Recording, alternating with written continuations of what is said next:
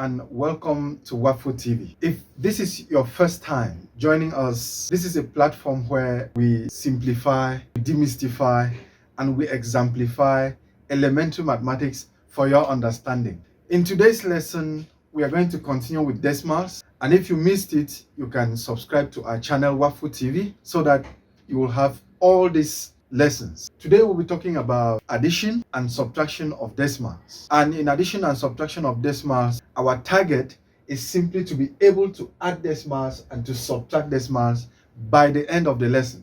Now, what and how can we solve addition and subtraction of decimals without mistakes? The rule is simple. It says to add or subtract decimals correctly, place the decimal points under each other and make sure the figures are placed under their values. I know with this literature you may not be able to understand so well. In our examples, you will understand perfectly what it means by place the decimal point under each other and equally to respect the value of each figure. Let's begin with addition of decimals, and here we have our first example. So what do we do if you have such? Follow up and don't blink. 0.402. The second one is 0.93. So we put our 0 here. Point should be under this. 9 is here and 3 is here. And the last one is 16.7. So 16 will stand out this way. The decimal point should be straight and 7 will fall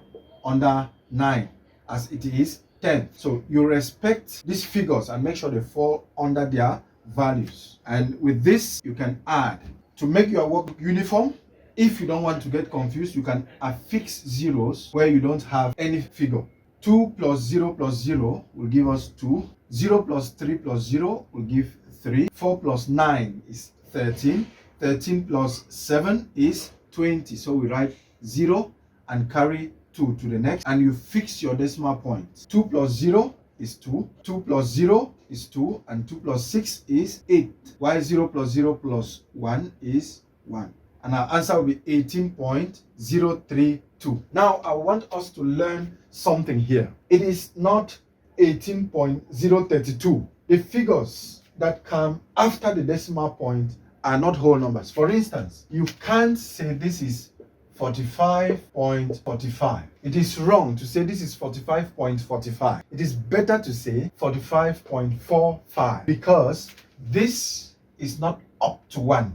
It is not up to 1. So you can't say this is 45. It is 45 because this is 10th and this is 100th.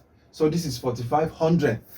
Here is our second example, and it says 26.32 plus 8.924 plus 0.6731 plus 154.8. We're going to arrange vertically as here, making sure that the decimal points fall on a straight line or under each other and respecting the values of each figure. So this will give us 26.32, 8.924, 0.6731, and 154.8. After arranging this way, if you wish not to make mistakes, you can fill all these gaps with 0, or you can add it as such. This will be 1 here. 0 plus 4 plus 3 plus 0 will give us 7. 2 plus 2 plus 7 will give us 11. 1 and carry 1. 1 plus 3, 4. 4 plus 9, 13. 13 plus 6, 19. And 19 plus 8, 27. 7 and carry 2. And you fix your decimal once you are crossing over. 2 plus 6, 8. 8 plus 8, 16. 16 plus 0, 16. 16 plus 4, 20. It's going to give us 0 and carry 2. 2 plus 2, 4. Plus 0 plus 0 plus 5, 9. 9 here. And 0 plus 0 plus 0 plus 1 will give us 1 here. So our answer will be 190.7171. Let's move now to subtraction of decimals. Under subtraction, it is similar to addition in arrangement. The only thing that differs is the sign. Here, instead of summing up, we are going to be subtracting or reducing. Here we have 54.8 minus 8.63. We arrange the same as we did for addition. That is 54.8 minus 8.63. So 8 is going to be here. The decimal fall on a straight line. 6 here and 3 out there. Look at this carefully. 0 take away 3. It cannot go. So you affix your 0 here so that you don't get confused, especially for subtraction. It is advisable to fix the zeros so that when you borrow from the next digit and add up, it's going to be clear. So we are going to take 1 from here. You'll be left with 7. If you add 1 to this 0, that's 10. 10 take away 3 will give 7. 7 take away 6 will give 1. Fix your decimal point. 4 take away 8, it cannot. We're going to borrow here again. It will be left with 4. And if you add 1 here, that's 14. 14 take away 8 will give us 6. And 4 take away 0 will give 4. So the answer is 46.17 subtraction. Let's look at the next problem under subtraction of decimals. If you look at this example too, it's a little bit tricky. So it is good to pay attention and see what you are supposed to do as far as this is concerned. Subtract 0.98711 from 1. So look up.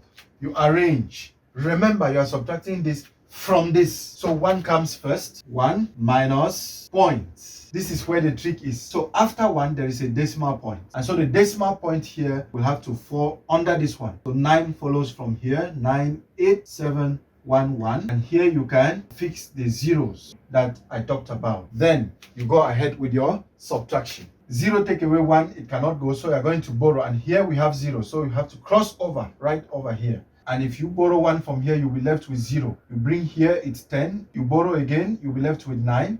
You bring here 10, you're left with 9. You bring here 10, 9, 10, 9, 10. 10 take away 1 will give us 9. You're left with 9. 9 take away 1 will give us 8. 9 take away 7 will give 2. 9 take away 8 will give 1. And 9 take away 9 will give 0. You fix your decimal, and 0 take away 0, you can put your 0 here. Now answer will be 0.01289.